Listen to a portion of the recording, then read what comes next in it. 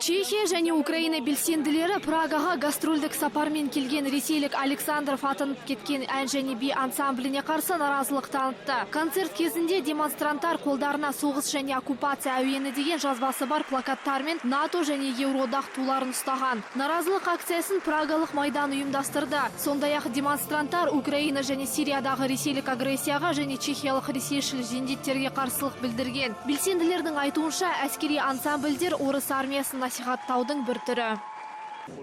Швейцариядағы парламенттік сайлауда Еуроодақ пен миграцияға қарсылық білдірген партия жеңіске жетті. Алдын ала ақпарат бойынша оңшыл консерваторлық ұлттық қозғалысы 30% дауыс жинап, парламентте 65 орынға ие болған. Партия жетекшісі Тони Бруннер миграциялық дағдарысты шешуге бар күшін саламыз дейді. Сонымен қатар заңнамалық органда кәсіпкерлердің мүддесін қорғайтын либерал-демократиялық партиясы да өз орнын көбейткен.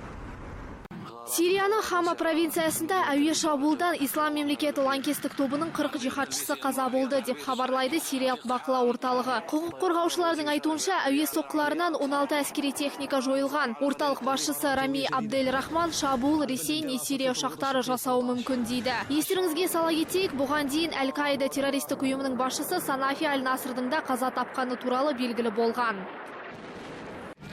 Словения билігі шекараны қоршап күніне 5000-дай босқынды қабылдай алмайтыны жөнінде мәлімдеді. Мемлекеттің ішкі істер министрі Бостян Севич баспасөз конференция барысында Македония, Хорватия және Сербия елдері мигранттардың санын азайту қажеттігін айтты. Айта кетсек, 2 миллион халқы бар Словенияға күніне 3000-ға жуық босқын қоныс аударуда. Үкімет бұл көрсеткішті 2,5 мыңға дейін азайтуды жоспарлап отыр. Алайда бұл Хорватияға қысым келтіруі мүмкін. Миграциялық дағдарыс Еуропа елдері арасында келіспеушілікке әкелген.